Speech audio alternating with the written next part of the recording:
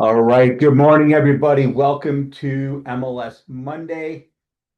We've got an exciting topic today for you with MLS listing input. So whether you're brand new to the industry or MLS trying to figure out how to input a listing, or you're trying to figure out a better, more methodical way of listing input, and you've been doing it for a while, we're going to go through both of those today. Let me take those off. So while we go through this, I want to point out that no question is a wrong question. Nothing is too simple. Don't feel silly. Use the Q&A box below. The chat box doesn't work because we're in webinar style, but the Q&A box works. So as we go through this, I'm going to take you through step by step exactly how to put in a listing. If there is a field that confuses you or something along the way that you may have struggled with, please utilize that Q&A box. That's why you're here live with us, so that we can help you guys out. So as I go to pull this up and walk through the steps, Jason, can you talk a little bit about, we get on this soapbox all the time and we have this discussion with agents when they call in. There is an important methodical way behind putting in a listing, aside from just, it's easy. Once I show you guys where the buttons are, yeah, you could fill it in like, the Mad Libs books like we used to play all the time. You fill in each field as desired and needed. But if you really want to get your listing seen, you really want to do what's best for that seller, there is this in between of you don't want to put in so little that you have a skeleton of a listing, but you don't want to put in so much that you filter out potential buyers because you think that you're enhancing the listing when you're really hurting it. Can you get on that soapbox for a brief moment and kind of talk Yeah. through the So, thought behind yeah. that? So let's talk first off. I always talk about rich media, which I'll talk Mhm. about that for a quick moment. You want rich media in your listing. That is the floor plan we offer Cubicasa. You want that because it gives you, when you go out to the portals, which is where the sellers want this listing to be found, um, and they search it, they give you extra weight and boost of your listing if it has a floor plan, if it has a video, if it has a Matterport, if it has a virtual tour. Those things out there give your listing a boost. I always say go heavy on description and go heavy on photos and go heaviest on the rich media. Now, you can hose yourself from a search standpoint. So the MLS is a database that people do searches by. And if you've got something in there, or maybe Mhm. not in there, or in there incorrectly, it potentially may not be found when somebody searches that home. Mhm. So when we do get the calls, and we take about 1,200 calls a week that come in about different things that happen, when those calls come in and we identify, a lot of the times it's not, people say, well, nobody's seen my listing. Well, because you had this in there wrong, or you Yeah. added this in there, right? So, I'll give you a great example of this, and this is a soapbox I've been on for a while, is, condos, with private pools, right? Condos typically don't have a private pool. Now you can argue and say, well, it's only for people in that condo. Yes, it is, but a private pool is considered what? Something that's attached to that exact PID, Correct. not So the it's building attached to that sold. PID. So if you can't walk out of your balcony of your condo and jump in that pool, and that pool is connected to that PID, it's not a private pool. It doesn't mean it's public, right? It's not open to anybody to go swim in. It's for that community only, but it's a community pool, Not a not a private private pool. pool. And people put private pool, yes. And if I'm searching for homes or condos or town, and I, for whatever reason, hit no because it's a habit, and you got private pool, yes, it's not going to pull that out of the system, right? Mhm. Same way if you put private pool, yes, in a single family, and it's a community pool as well, we see that happen. So Yeah. you sometimes back yourself into not being seen because you put either too much in or wrong information in, so nobody's pulling that information out when they search it. Everybody searches the MLS differently. For me, Yeah. less is more. I put a circle and 3 bedroom, 2 baths, and then I'm going to look at every property myself, and Yeah. I'm going to search it and say, oh, my people are like this, so that's not to their taste, or they're going to love this one. I'm going to look at those properties. Then you have other people go, I'm going to let the MLS do its thing and pull everything that I'm going to show them. So everybody does it differently, and they'll get down granular to, you know, um, reverse osmosis. Yes, no, yes. If it doesn't have reverse osmosis, then you're not going to be found, Yeah. right? Yeah. Every piece is important, but I think it's the people who try to get creative, right? We get the call a lot. Your soapbox is the private pool. My soapbox is the commercial boxes when it comes to lot and land. So there's a lot of people that have vacant lot and land that is residential, and or it's flex, and then they try to stretch and they say, well, you could change it. It could be commercial, it could be this. Well, you go ahead and you try to force the issue, you select commercial, it comes off of everything because a lot of your syndication sites don't accept commercial.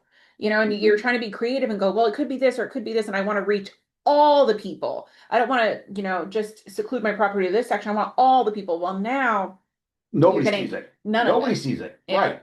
So, what is true to the property, whether, put it in there for sure, because there are people searching by it. The biggest thing I see a lot of people forget to put in that people are searching by: fences. Everybody with a Yep. dog wants a house with a fence, and there's a fence on the property, but you never selected it. Well, guess what? It didn't go out to that potential buyer because they're only searching for houses with fences, right? That's correct. But you don't want to get creative and overdo it. So yes, make sure every piece of that property that is true is there, but don't push the limit because you will filter yourself right out of certain buyers. So, And you can see how many people looked at the property. Mhm. So, I mean, you'll know if you're doing it wrong. But yeah, to your point, fences are a great, great, great example. Garage sizes, mhm. great example. There was a condo years ago, and the agent in my office didn't put ahead a carport. Well, a lot of people don't want the car sit out in the sun, so people are searching for Filtered by it. condo with carport, assigned carport. It wasn't being found, and I don't know how many hundreds of buyers they didn't even look at it. Yeah. All right, so let's go ahead. We'll hop into this listing input. And as we go through this, I know that Jason specifically has a lot of opinions on specific fields that we can give you guys some advice on. But let's get to the nitty-gritty part of it. So your listing input exclusively exists right inside of the MLS button. So if you are on the new dashboard, this is what your dashboard looks like. Otherwise, this is what your dashboard looks like, which is the classic one. I do suggest that you come up and you click on your name and go to the new dashboard. Still has all of the same great things, just a new look that fits your screen much better and is more interactive. Regardless of whether you are on classic or the new dashboard, your button is up here at the top for input. This is where everything starts for your listing input journey. In here, if you already have listings, you'll have a drop down here where you'll be able to go back in and edit your listings. If you're starting brand new, you will not have this section here until you start putting in any kind of MLS. You will have the add new button here or edit existing. So we're going to start from scratch and click add new. Now it starts out with asking what type of property you're putting this in, right? Because this is going to determine what fields it gives you and what journey it takes you down, what information is needed, so on and so forth. So residential listing input, this is going to be all of your sales that are your typical single family, condos, townhouses, manufactured homes. Am I forgetting Villas. anything? And villas. So outside of that, residential income listing input would be anything that you would sell for rental purposes. This is going to be duplexes, quadplexes, things like that. Not to be confused with if you have a vacation rental that is a single family home, it still goes in under residential listing input. You just disclose that there are tenants in it or that it's rental. So the income listing doesn't mean that it's just specifically for properties that are income producing. That is a section that is for specific types of builds, which would be the duplexes, quadplexes, and things like that. Yeah, if you're listing Airbnb, it does not go under residential income listing unless it is a duplex or a quad. Yeah, we have a lot of people that put the single family homes in there and they're like, well, it's an Airbnb and it's making money. Yeah. I get that, but you may be selling to an end user, not an investor. Yeah. And there is really no way, once you get into residential income listing, it will only allow you to select duplexes, quadplexes, so on and so forth. So moving on next to residential rental listings. These are any properties that are available for rent, whether you are just placing the tenant or doing property management on it. All rentals go into that same section. The following one is lot and land. That is anything that is deemed vacant lots within the tax roll. So vacant lots go there. Commercial listing input, anything that is commercially zoned. Boat dock listing input, any boat docks that are available for purchase. And then a residential comp sold input is going to be for anything that is residential, but was closed outside of the MLS. So this would be, you know, for example, if you were the buyer's rep on anything, whether it was a for sale by owner, maybe a new construction deal where they're not a part of our MLS, you can put the comp sold input in there so that one, there's a good comparable for future use of other agents, and two, that will allow you to get credit as a buyer's agent for something that may not have been listed. So this is the step that you would take after closing to get that in the MLS. I have a question on that. So where would you want somebody to put a listing or a comp sold input if it was listed in another MLS? So questions come in a lot that they sold the house in Northwest Cape Coral, but the agent was out of Port Charlotte and they were in Stellar, wasn't in our MLS. Where would you want that to be entered, if any? Yeah, as the buyer's agent, they could still put that in the residential comp sold input. And the importance behind that and why we allow that is because that data does not feed out to syndication sites, right? It does not go out to Zillow, Realtor.com, Homes.com, all of those sites.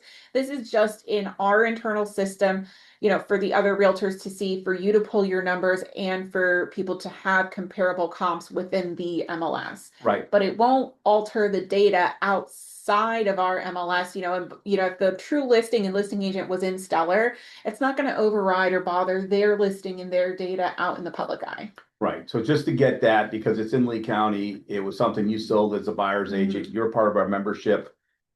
You're a subscriber here. We want that information in for specifically for comps, right? I mean, that's a big one. Yeah. Okay. So question so far is, where can we find a map so that we can select the appropriate location? For example, different areas, Naples, Lehigh, etc. If you're talking about the map inside a listing input, that's going to be a tab that we get to. I don't know if There's a that's map the on question. search. There's a map search on that. Yeah, if you're trying to find the map on how to search those areas, we've got a video from a couple weeks ago. We did an MLS Monday for how to search in the MLS. Hopefully that answers your question. If not, then you can put one back in there.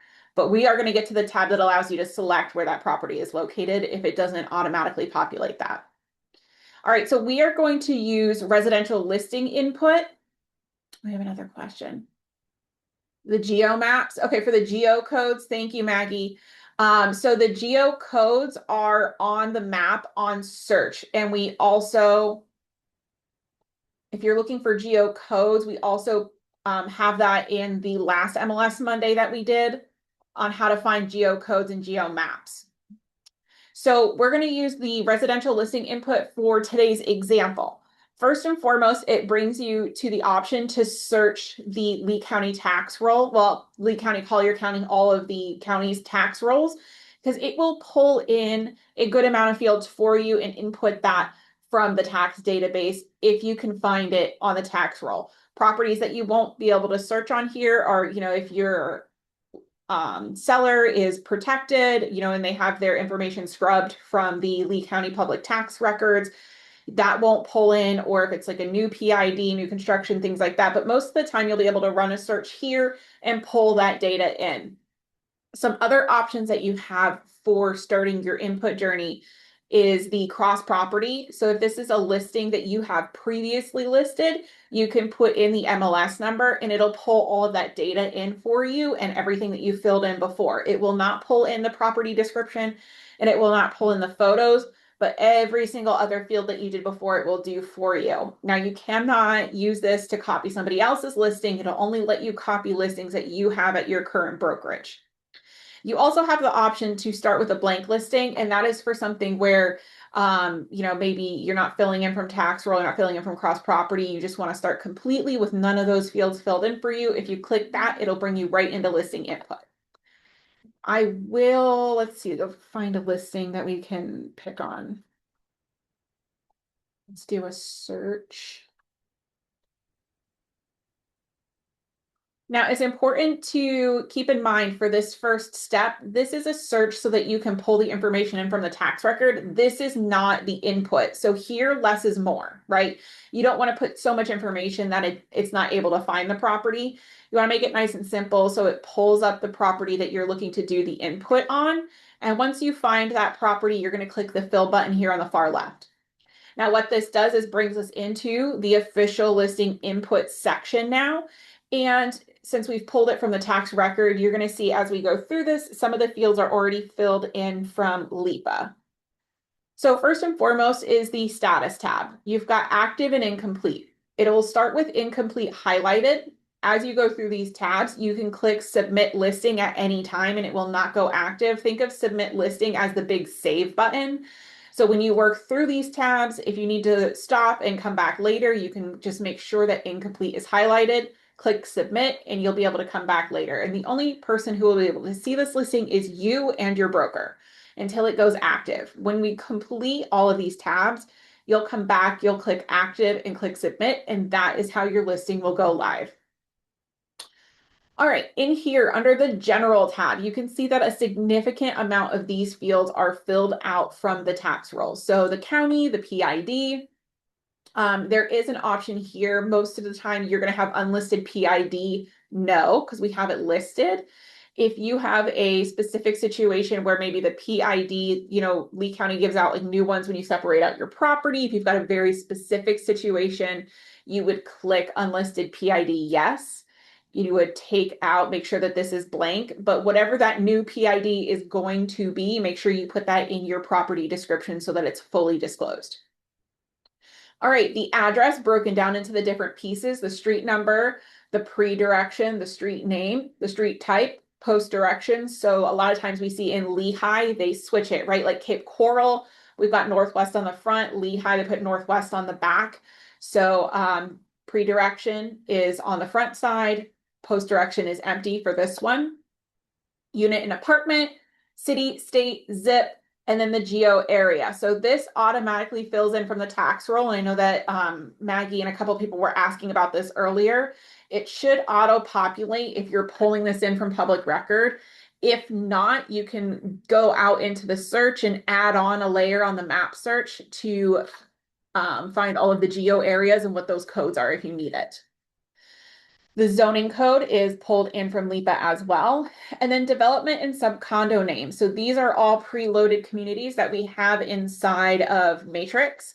So if you are listing inside of a community, maybe it's Pelican Preserve, and then they've got a whole bunch of like the subdevelopment names, you would put that. If your community is not inside of a development or subcondo name, you will simply put the city here. So this one is not inside of a community. So we'll start typing and you can see it starts searching for us. And then we're just going to go ahead and click this. So it's in Cape Coral, and then it'll open up the subdevelopment names, which we would just click Cape Coral. Now, if this was totally off in Fort Myers and not the right place, but if this was like a Pelican Preserve, for example, you would first type in the development name, and then all the subcondo names, the subdevelopment names populate for you. So this is everything that's loaded in there. It's not going to pull everything from the MLS. It's only going to pull what is populated for Pelican Preserve. So that makes your life a little bit easier. But again, for those that aren't inside of a community, we're just going to go ahead and put that city name. We got a question here. We used to have paper geo maps to use when we were searching. I think that's why they were asking. They do have still the geo maps at the front desk, right? Yep, you can buy maps here. We still sell paper maps. Nobody buys them. Everybody goes out into the Matrix system and uses that. But if you needed a physical one, they've got them at the front desk at for purchase. All right. So coming down next here, building design. This is single family. Again, we talked about the different buckets of data when you started in the beginning, right? So you'll see here that duplex, quadplex, those types of things are not listed here because those are in residential income properties. Same as if you were to go inside a residential income, you wouldn't see these types here. You would only see duplex, quadplex, and the other ones. Building design would not be in, vacant lot and land. They would have the land type and the land code and things like that. So that's why it's important to choose the right type of input from the beginning. All right. So this one is a single family. It is not a builder product. A builder product would be if it was specifically from a new home builder or, a type of specific builder name that's in the area. This one is not. If you were to click yes, then you would need to put in the builder name and the builder number. We have another question here. Okay, we're gonna come back to GeoMaps, Maggie, so we can keep moving on. The total floors in building, this one is one, the total building floors. So this section here becomes really important if you're working condos and condo buildings. You need to know how many buildings are in that unit, how many total floors there are. You know, where is that condo on the second floor, third floor? Where is that at? So with this one being a single family home, we're going to easily put one for all of these. However, you know, you need to make sure that you do your research and have all of that information from your condo docs when you are doing the input here for a condo. The legal description pulls in from the tax roll along with the section, range, block, township. And you'll see that the legal unit didn't pull in all the way here. So you can grab that on LIPA, or if you look at the PID here, you can see it's 28, 43, 23, 28, 43, 23, and then 1. So that PID does break out into these different sections that are here. So you can grab it from the PID, or you can go out to LIPA if that does not pull in all the way. The reason legal unit does not always pull in is because that is special to our area, and it's not in other areas that we share data with, like Naples and Bonita. All right, status type. Most of the time you will be using resale property. However, if this is a new construction property, it's important to know the 3 stages of construction.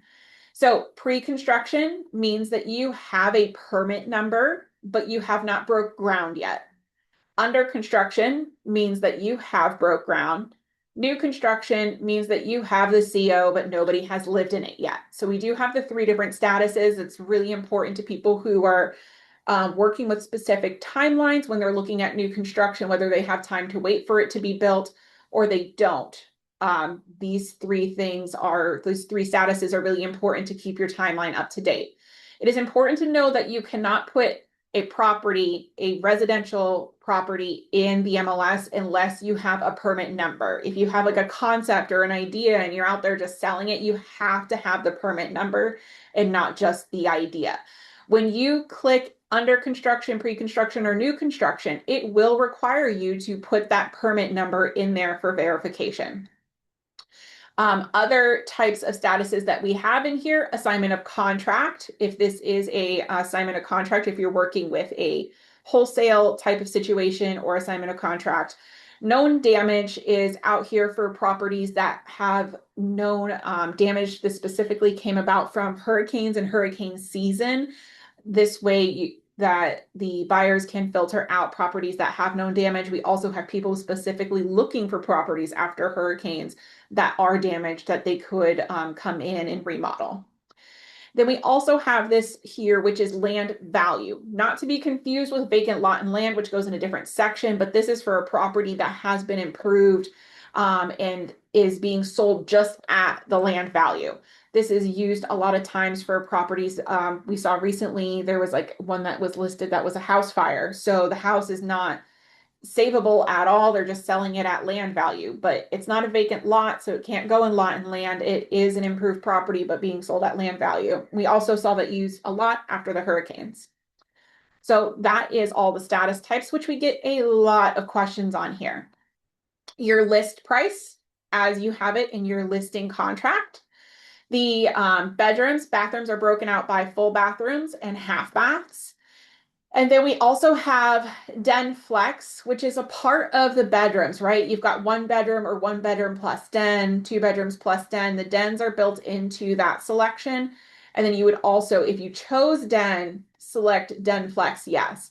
It is important to know the difference between a full-on bedroom and a den. First and foremost, you'll want to consult with the Lee County tax records or whichever county you're in. Consult with the tax record, see what they have written down for bedrooms and bathrooms.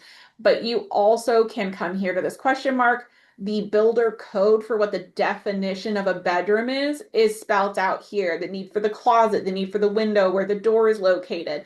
That will help you determine if whether you have a den or a bedroom. All right, moving forward here, you've got the square footage of the living area and the square footage of the total area. The difference between these is what's under air and an addition of what's under air plus what is not under air. The number of ceiling fans, whether the property is coming furnished or not, you've got furnished, negotiable, partially furnished, turnkey, and unfurnished. So do make sure you consult with your broker for what this means and what kind of disclosure they want you to be putting out in the MLS if you're doing partially furnished or what's going with the property and what is not. Yeah, I would just say if you're doing a partially furnished, or even a furnished, Mhm. having a List. inventory list that attaching to supplements helps that quite a bit. Yeah. But for sure, talk to your broker about what documentation they Yeah. want you to have for that. Yep. All right. Is cable available in the property? Yes or no? Is there an elevator? Jason talked to this earlier, the garage spaces and the carport spaces. How many are there? Are they attached to the building? Are they detached from the building? Rear exposure. We get this question a lot. How do I know what the rear exposure of the property is? If you open up a map and look at north, south, east, west, that's how you can find it. And this is really important in our area. A lot of people have back patios and back pools, and they want to know where that sun is setting and when they're going to get that sun exposure in their property. The year built, and then the pet limitations here. So this is really important for communities that have pet limitations. Or do they not allow pets? Is there approval needed? What limits are there? If it's a single family home that's not in a community, you simply click no approval needed. But if you do need approval based on those condo docs, then you're going to want to fill out these following fields here, what the max weight is, how many pets can you have, are there breed limitations, and what other limitations might there be. We do see people use this filter a lot, people who are moving here and looking for communities that accept their dog, their cat, whatever it may be, they will filter by these. So make sure that you have the specifications filled out there. And they're accurate. I Yes. saw one that had a pet limit of 1 pound. I think probably meant one pet, not one pound. Right, but they put a number pet limit. And I'm sorry, but we see people a lot of times with their bigger dog breeds that put in like they will put in the filter what the weight of the dog is so that they will be accepted. And that doesn't work. All right, lot sizes. It pulls in the total acres from the tax record, but the back, front, left, and right, you need to fill out in there. It is out on LIPA, so you could go find it out on LIPA, or you could find it in multiple of our tools that we have. So if you look on Realist and you pull up the map view, it'll show you the measurements for the back, front, left, and right. In here also is the virtual tour links. So you can put up to 2 links here. Do you make sure that they are unbranded? Like the MLS requires that anything you put in here along with the virtual tour links is not branded to you or your brokerage. The owner name and the owner description here. So this would be a single family. A lot of properties you'll see are single family, but condo does not mean, we see a lot of people confuse condo as like the type of building. No, it's the type of ownership. Even though it's a condo, you'll see a lot of condos are single family. Is it fractional co-op? Is it a timeshare? So make sure you look into the ownership description of that property. And then the elementary, middle, and high school, if you want to put in there what the closest ones are to that property. Last but not least for this tab here is the measurements. So whether it was the total area, the lot size, lot dimensions, where did you get that information from?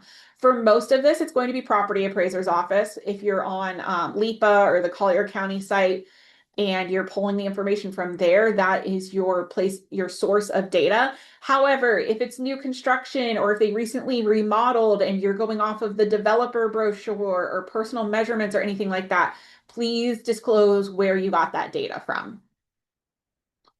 All right, on to the next tab. Oh, we got one question, or is this Maggie's? This is still Maggie's. Okay, on to the next question. So rooms and sizes. This is as simple as it sounds. You would select the type of room, put in the length and the width, and then you can continue by clicking more and add as many rooms as needed. We do not have a requirement for what rooms are needed, but I know that Jason's got a soapbox for this one. I don't, but yeah, there are some MLSs out there that do require rooms, at least 2, which ones they are. I think this is important when people have oversized furniture. I'll tell you, as a consumer of buying a property today myself, I am looking at this stuff. It matters to me. I've got very large furniture in my owner suite, and I've got two big nightstands. I got one chest of drawers. I got another set of drawers. I need a large room. So having this stuff in there is great. Where do you get these dimensions? Well, there's a couple ways to get them. One is you can measure with your phone. There's a measuring app on every single phone out there. You put in the corner, you go across, it'll tell you how big it is corner to corner. You can also do this thing called a floor plan using Cubicasa. I'll go back to And that. Cubicasa will let you do a floor plan and will have the room dimensions in it. There's so much research on what consumers want. And if you're not putting it in the MLS, we have this dialogue we talk about and say, okay, Mr. and Mrs. Seller, we've had 30 showings, but there's no interest. Well, we always go to the fact that maybe it's pricing. But what if it's a fact that you're teasing them and it doesn't match their requirements, right? I've showed up as a buyer with a realtor on properties where I'm like, I walked in the master, I'm like, oh, we're done. And it ends up being a 3-minute showing because it doesn't make sense for me to even put an offer in. I'm not getting new furniture. So being transparent with this is important.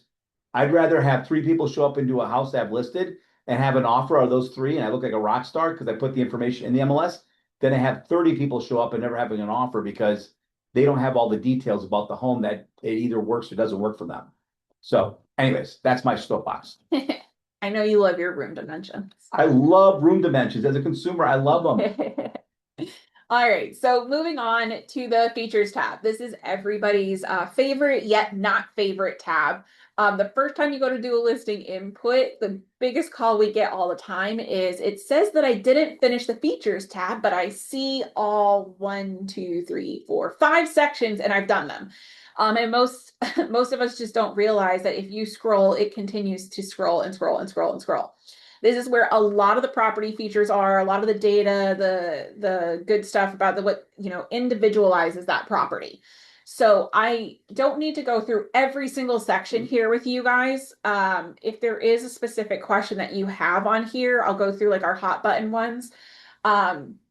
Just take some time, go through these. They're really, really important. I know a lot of people try to just go through as fast as possible and just click what they have to. But again, a lot of those small features that you miss are what doesn't get your property in the hands of the right buyers. Because out here, you've got the exterior features, which is where you would put the fence and the different things that we've talked about. Right. Yeah, a lot of stuff in here is really, really good. I mean, if you look at the amenities, people move to Florida for lifestyle, like it or not, that's what they do. So having as much of that true data that's really there is important. Pickleball, community pool, any of that kind of stuff.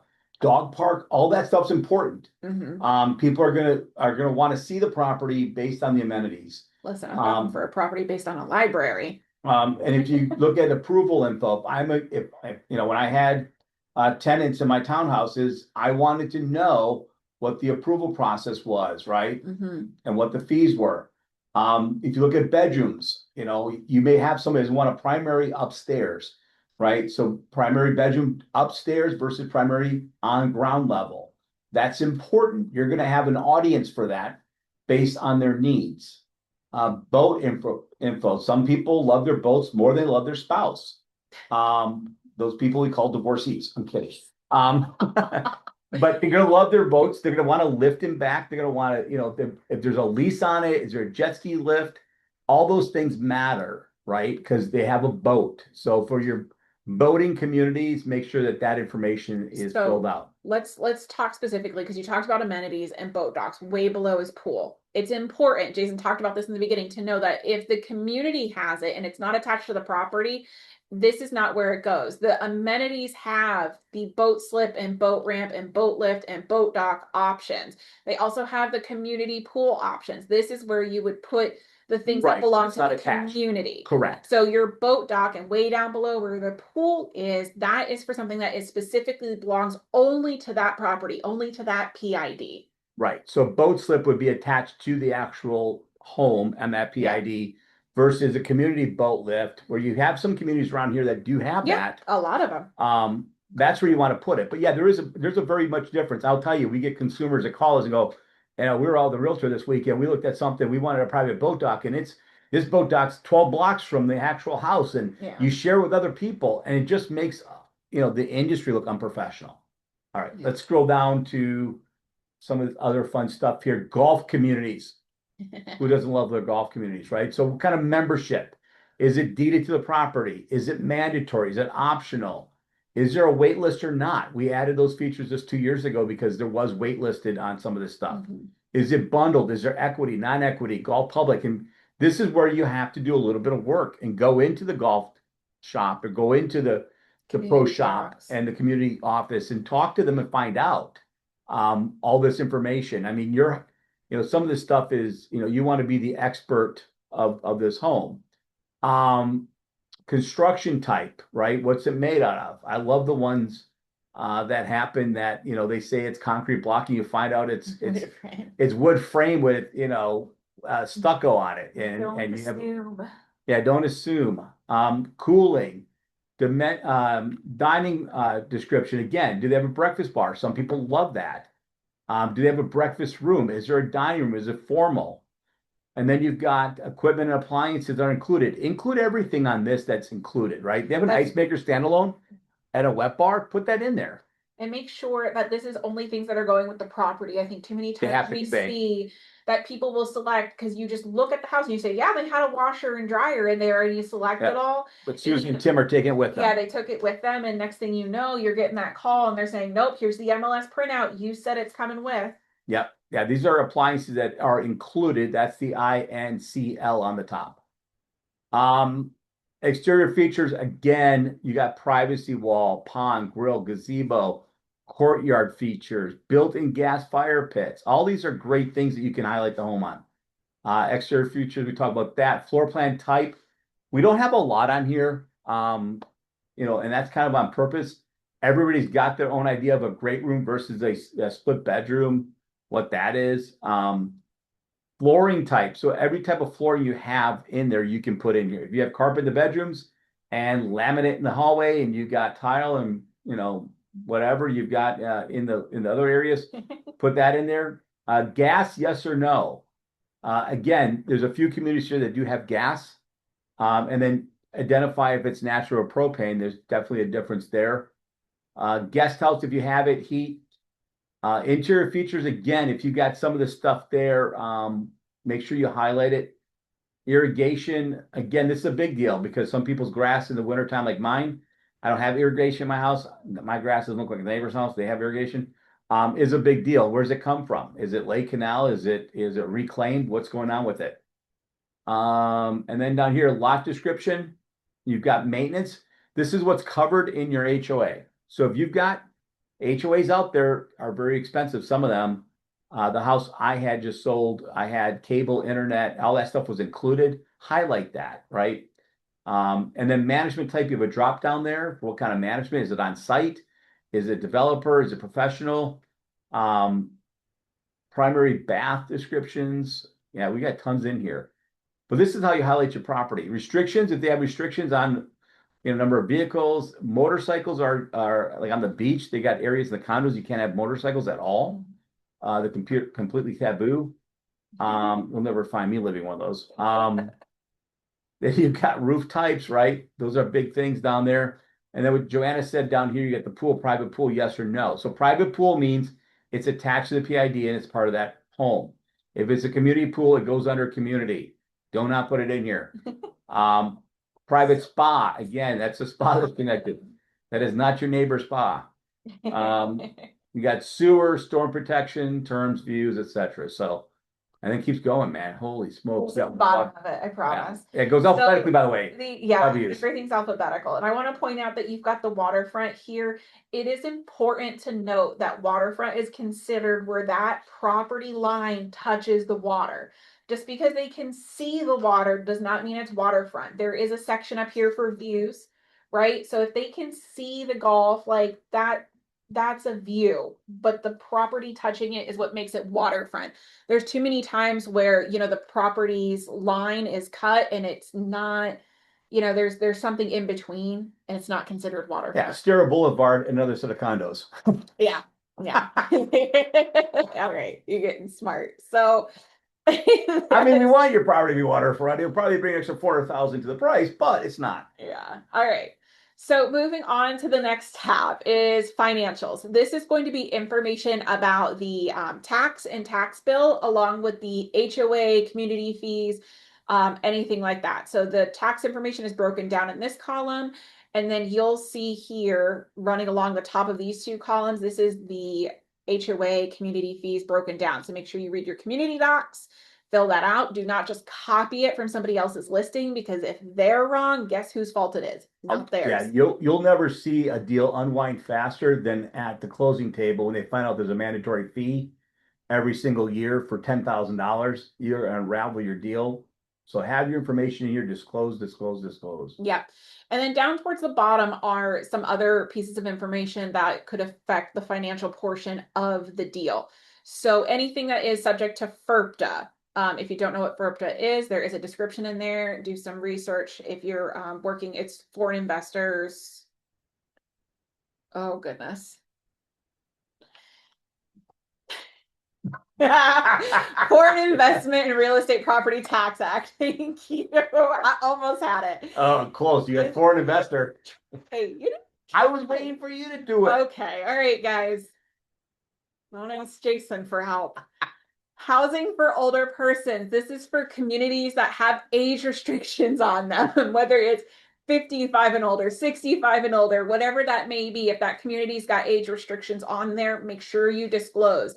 It does not mean that, yeah, sure, older persons can live here, because I've heard that so many times. People click yes, and then their property doesn't get filtered correctly. If somebody's searching and they're under that age restriction, that can Yep. become problematic.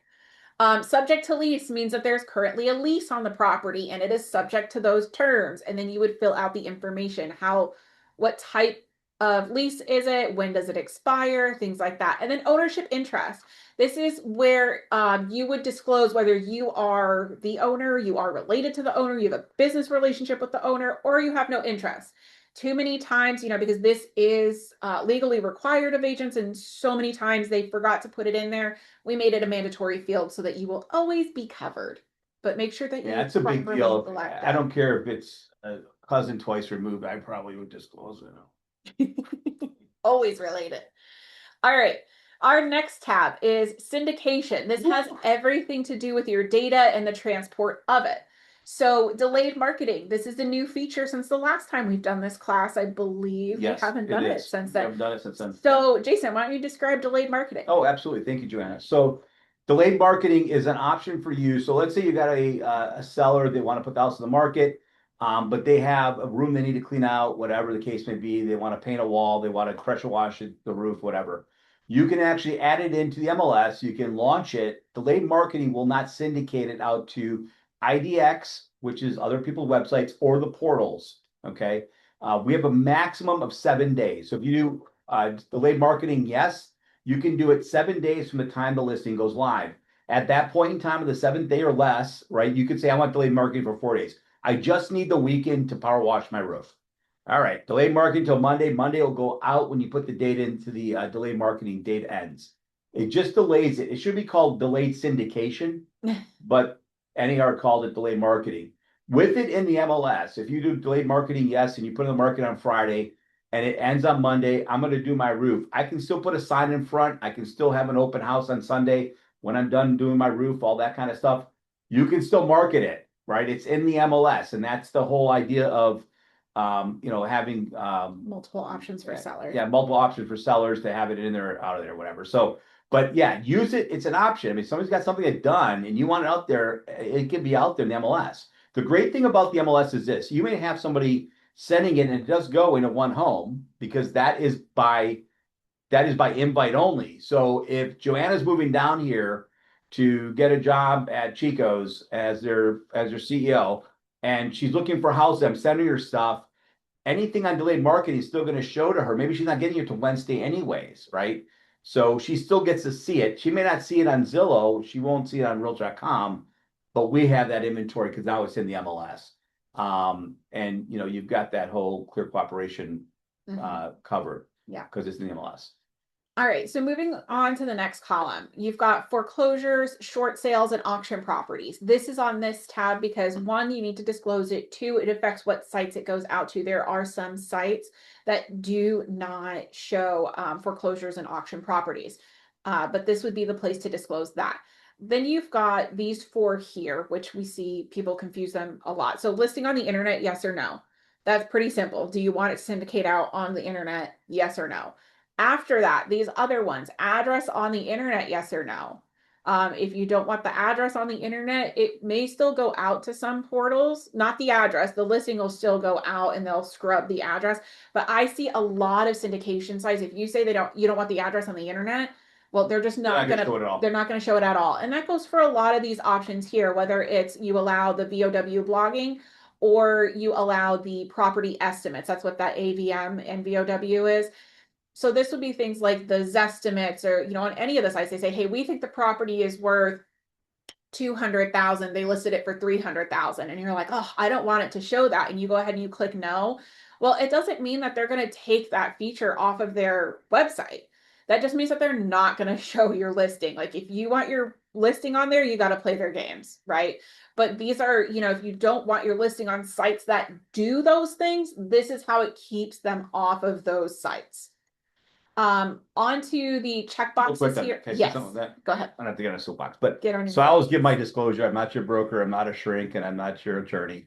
But I'm also not on the board of directors for the portals, right? Yeah. How they operate their business, we have no control over. If Zillow, Realtor.com, and Homes.com don't want to display your listing because you marked no for address, that is them. It's not us. Yeah. Right. So those are serious conversations you have to have with that customer going, listen, Mr. and Mrs. Seller, your address is going to probably end up having to be out there if you want them on this site.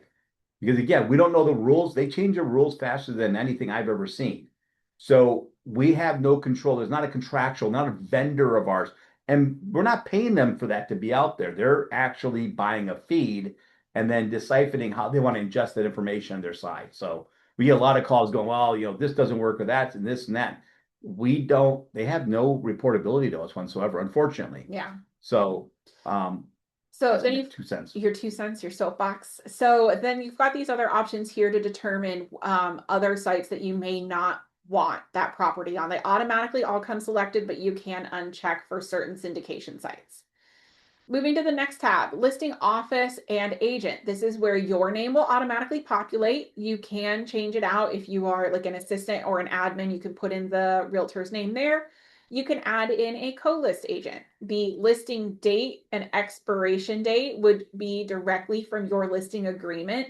If there was ever an argument that you did not have the right to list this property, we would do a document request and make sure that your dates match your listing agreement.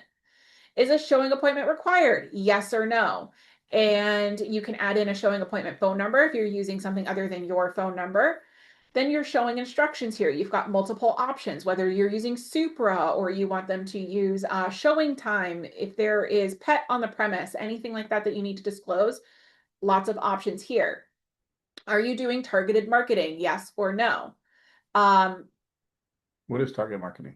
Targeted marketing. So this is something that is not used by our MLS. So you're going to put no, but it is something that our partners, Naples and Bonita, use, and our data feeds into with each other. So you need to make sure that it's filled out regardless. But this is marketing to a specific geographic area.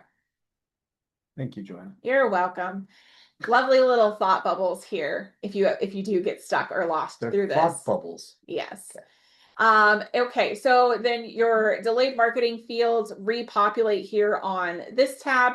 Your listing type, this is going to come again right from that listing agreement that you have signed. So is it an exclusive right to sell? Do you have exclusive agency? Maybe it's limited service, right? From there, 4 questions that help the buyer's agent understand the type of relationship that you as the realtor have with the seller. So are you representing them in a full capacity, in a partial capacity? What is it that you're doing and who should they contact? So are they contacting the seller or are they contacting the listing agent? That would signify, is there a sign on the property with the seller's contact info? You are not the seller. Too many times we see the agent go, yeah, I put my sign out on the property, and they click yes. Yeah, unless it's your house, that's a no. Yeah. All right. Contact the seller for showings. If the realtor is representing the seller, then this would be a no. If the realtor is not representing the seller through that part of the process, then this is a yes. Listing broker, will you be available for contract presentations and negotiations? And will the listing broker be able to perform post-contract services? You know, from contract to close, are they representing the seller in that capacity as well? Down below here, the settlement agent information. This is where you would put the title company or the lawyer, whoever is representing the closing portion of the deal, so that they can add that onto the contract before they send it over to you. All right, remarks.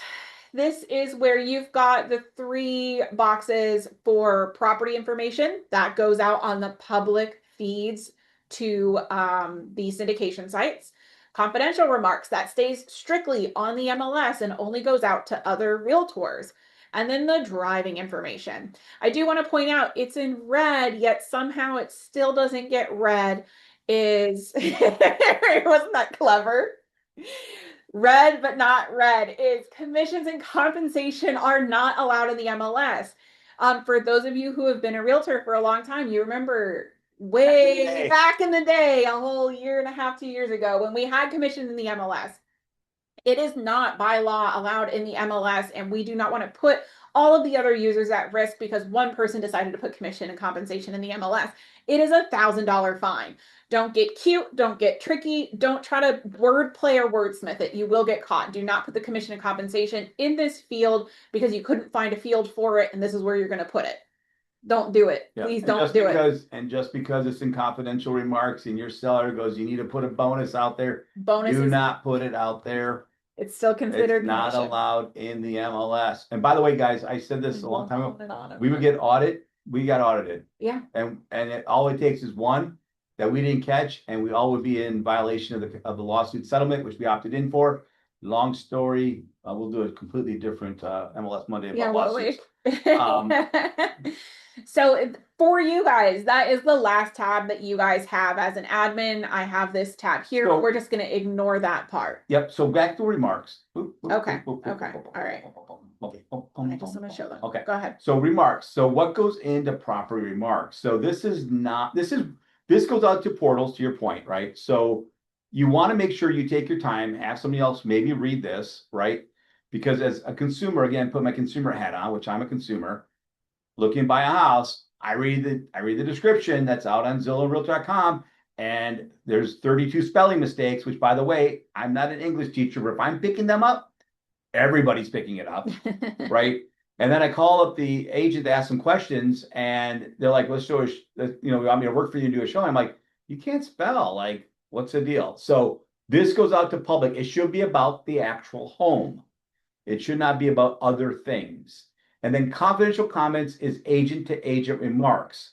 This is where you can put that you got a pet iguana in the closet, right? Or whatever the case may be. So that is agent to agent. That does not go out to anybody else. And then your driving instructions, obviously, go back to where you were. But I just want to show that we see a lot of things in that area where you should be highlighting that. Mm-hmm. And we got people talking, doing, and I love AI guys. Trust me, I had my meta glasses on a little bit ago. I love artificial intelligence, but this is where you need to hit the heartstrings of that buyer, right? And really speak to what that house is. And you have 3,000 characters. When I started in this business, there was 1,000 characters to describe a house. That would run out of space, right? Talk about the house, talk about the area. Mm-hmm. But this is mostly about the home. And if you guys have features and things like that, attaching a feature sheet, again, talk to your broker, but attaching a feature sheet's a nice way to get attention as well. Yeah. So can you show where they go to put this stuff on there real quick? Put what? Supplements? Yeah, that's where we're going. Okay, let's go there. Thanks, Jason. You're so helpful. So before we leave these tabs, I do want to showcase that if you go to make this live and you are missing fields that are required, it is a fail safe that you can see here. I clicked into status, I clicked active, and I clicked submit. We now have all of these red markers everywhere that display places where we are missing information. And then it'll show you exactly what field it is. So this really is a fail-safe system. You won't miss anything that is absolutely required. All right, now we can go on to the other portions here. Perfect. So you can see I changed this to incomplete. I saved it. I've got an MLS number and I can continue on with my process. First, it will have the buttons here down below, add and edit photos, add and edit supplements. But let's say I leave and I come back. We'll select the listing here in the drop down. And now you can see that the input looks a little different. To get back to where we were before with all of the tabs, residential listing input, that first button, that's what you're going to click to get to all the data and all the tabs. When you're ready to change the statuses, all the status changes will be here. They'll ask additional information of you, like, when did it go pending? What type of contract is it? Things like that. But most importantly, before it goes live, what you need to do is add in photos and supplements, which are down below here. So manage photos. When we click into this, you can see that there is an area to upload the photos. I don't know if we still have photos on this. You probably have photos on here. I don't know. Pictures, screenshots. Nope. No, we don't have anything on here. That sucks. Yes, we do. Oh, we do. All right. So clicking into the folder, you can select which ones you want to upload. Pulling them in, you can see they will start to auto-populate down here below. And I'll let Jason kind of touch on this a little bit. Keep in mind, we only have 2 minutes left. So you can see that I've got the RESP AI button clicked here. So it has auto-populated my descriptions down here below. Do you want to talk a little bit about RESP AI? Yeah, RESP AI is a great system. I mean, what the reality is, most of the pictures in the MLS don't have these captions. Captions are important. It does describe it, helps with SEO, tons of stuff. I'm not going to talk about the health benefits of it, but you can click it off, you can click it on, and I would just tell you, make sure you look at it. It'll say hardwood floors. It says light wood floors. That may be laminate, not wood, right? You're still responsible. Make sure it's right. But it's a pretty cool system. Yeah. Makes your life a little bit easier. I hate having to be creative. So even if it says light wood floors versus laminate floors, if I can just go in there and switch it out, but it's already done the thought process of things that I wouldn't think of, makes my life and then you can way caption. easier. It could be a room that maybe the drop down, I can't figure if it's a dining room table, den, whatever. Yeah. Yep. And it makes your photos more ADA compliant, right? Yeah, correct. All right. When you're done and you've put these exactly where you want them, maybe you drag and drop and change the order of them. Once it's exactly as you want, you click certify and save. And it loads and it'll bring you back to this screen where you can also then come back in, add supplements and upload any supplements that you need. You would title your supplement, choose the file, and then it even has supplement types here so you can break it down into whether it's condo docs or pest control reports, the home inspection report. If it doesn't fit any of those categories, you can select other as well. The last but not least part here would be adding in and managing your showing time instructions. So if you were using our showing time tool to do the showings on that property, this will link right into showing time and pull that property into showing time for you, so that you don't have to go out to the dashboard, click showing time, find the property, connect it, do all of that. This will pull it right in there for you so that you can set that up as well. And then once you're done putting in everything that you need, you come back here to residential input, change that status to active and click submit, and you are good to go. Your listing is off and running. All that in 51 minutes or 61 minutes. Almost 61 minutes. Almost. Yep. All right. So I'll leave it open for a minute, see if we have any questions. I know we're a little over time. I appreciate you guys hanging out with us for the entirety of listing input. It's a lot to take in, but go out there, play around with it. If you get stuck, reach out to us. You can call in and talk to the girls in MLS, or you can email in mls@rpcra.org and we can help you out with any kind of listing input questions that you have. Is that a question you got there? Yep. All right, question. When doing an MLS search, how can I find properties with seller financing? So, and you would add in, because it's under features, you would add in a filter for... I think you have about search. On search, but I'm going to show you what section it's in first. For listing input. You said seller financing? Yep. I think it's. So in here under terms, you've got the different types of financing. You've got seller financing right here. Let me click into your question really quick so I can. So when you're searching though, if you don't already have that field, we'll come in here, we'll go to the classic search. If you're using the classic search or the new search, either way, you would add in that field. So right here, add or remove at the bottom, let me go back a little slower here. At the bottom right here, you can add additional fields. So seller financing falls in under terms. Yep. So you want to add that to your search criteria. You can see I've added a lot of things through our classes. And then I think I've already got that one added in here. Yep, right here. So then terms, we would select that we want properties with seller financing, highlight that. And you can see in the entire MLS, 308 properties. You can add in whatever criteria it is that you might need, but that is how you will add in seller financing. Angel, when I see an 8-plex with rentals, would that go under residential income or commercial listing input? So it's a good question because once you reach a certain amount of properties, and I'm going to kind of take you through this route. Once you reach a certain amount of properties, it's just considered commercial, right? So for us, our data bucket, let me start with a blank listing. The residential income properties allows you to go to, where is the building? I'm so far away. So we've got duplex, triplex, and quadplex. After that, you're going to put it into commercial. Yep.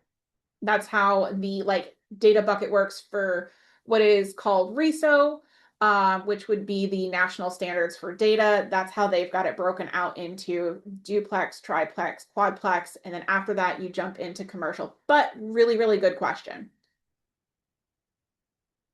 All right. Looks like we have answered all of our questions. And again, if you guys have any questions after coming out here and working through this, you can email in, you can call in if you need us. We're here to help. No question's a dumb question. We're here to help you, whether it's your first listing or you're just trying to get creative with a special type of listing input. But we appreciate you guys coming out today, and we look forward to seeing you next Monday to go through Showing Time and Offer Manager.